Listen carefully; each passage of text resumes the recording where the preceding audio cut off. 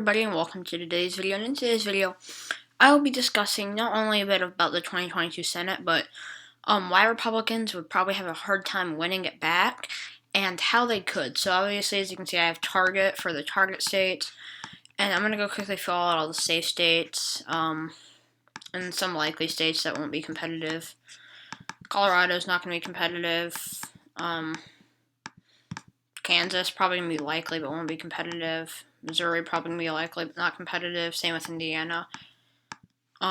Kansas could be competitive if Laura Kelly were to run. I don't see why she would run for Senate. I don't think that she would win regardless. And then Missouri, Jason Kander, if she were to run, it could be competitive, but it probably won't be regardless.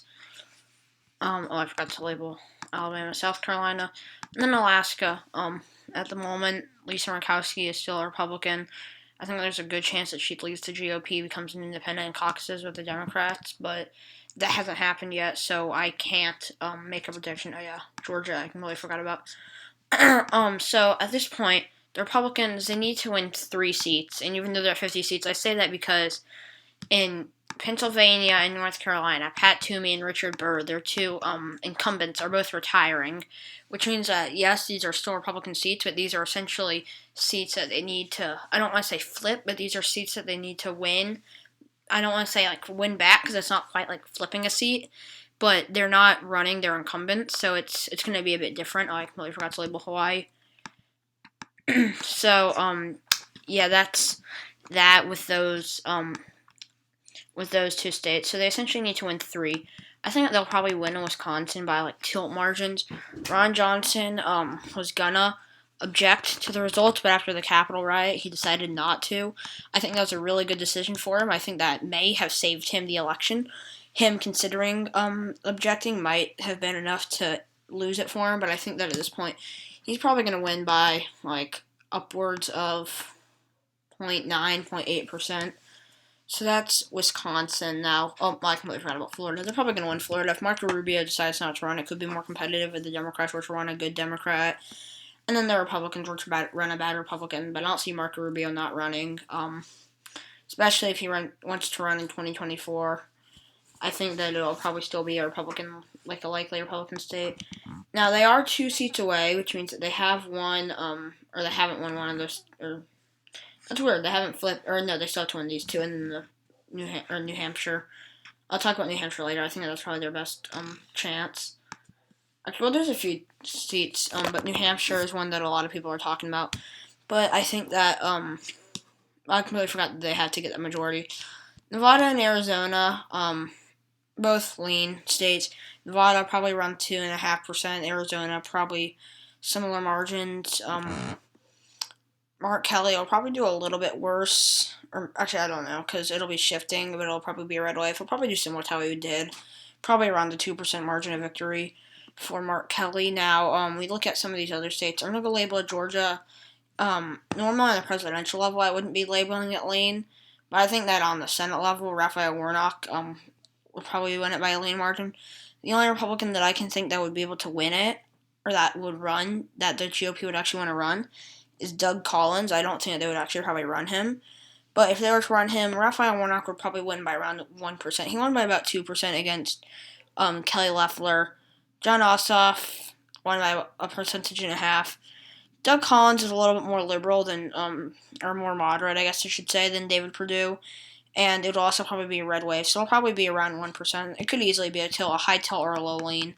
Don't think that lean characterization is going to be a 3, 4, 5% victory. It's going to be a very, very narrow victory, if it would be a victory at all. And now, as you can see, these are the 3 remaining states. I think that these are going to be 3 of the biggest GOP targets. Now, I'll talk about each of these individually. Now, New Hampshire. Chris Sununu is New Hampshire's very popular moderate Republican governor. He wins by 30% margins.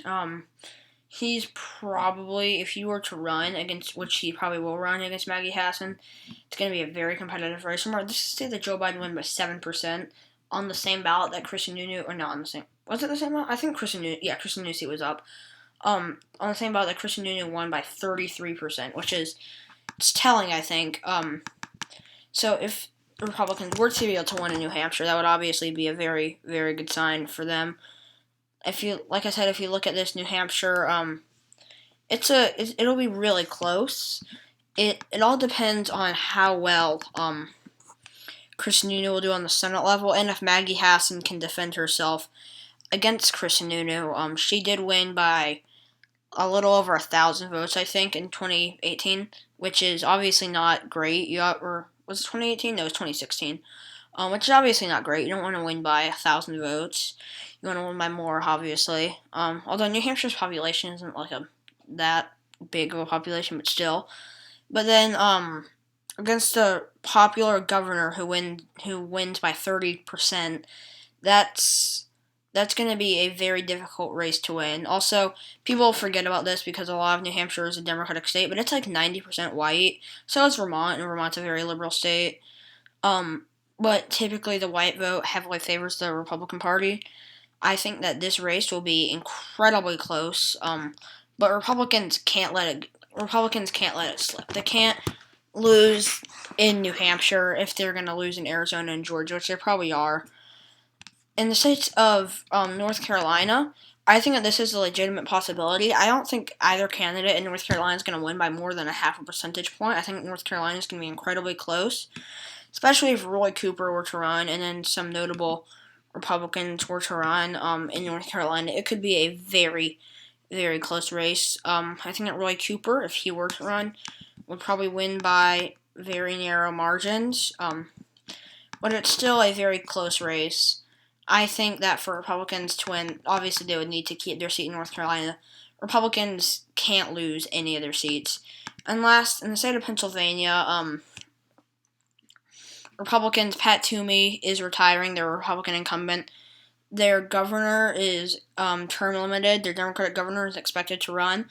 I think he would probably win. Republicans would need to run somebody with a high approval rating who can do well, who's won by large margins and can win, which I think could be a bit of trouble. It could definitely be very difficult. And it all really depends on who the Republicans run and who the Democrats run. But one thing I do want to talk about that's very important for this election is Joe Biden and how he's viewed. Because if he's viewed favorably, which he is, he has a high approval rating right now. If he's viewed favorably, then if he continues to be viewed favorably and voters continue to see him in a good light, 2022 will not be a red wave. I can almost assure you that if Joe Biden's approval rating remains high, voters are happy with him, 2022 will not be a red wave. We won't be seeing victories in North Carolina, Pennsylvania, and New Hampshire all at once. Well, it's a possibility, but it would be a lot more difficult for Republicans to be able to pull that off, especially in a year that's not going to be a red wave. But that's the thing. It really comes down to whether or not Joe Biden will have a high approval rating. And I think that the GOP can use a lot of strong messaging, saying, he's obviously going to control Congress, saying that he passed a bunch of liberal agenda legislation when he was supposed to be uniting the nation. In fact, we've already seen stuff like that. We've already seen people saying he was supposed to be uniting the nation when he's supposed to unite the nation, but now he's signing all these executive orders. So I think that it all really depends on whether or not these voters still approve of Joe Biden. Because remember, he won by almost 5% on the presidential level, or at least on the national vote level. And we don't do our approval ratings, obviously, we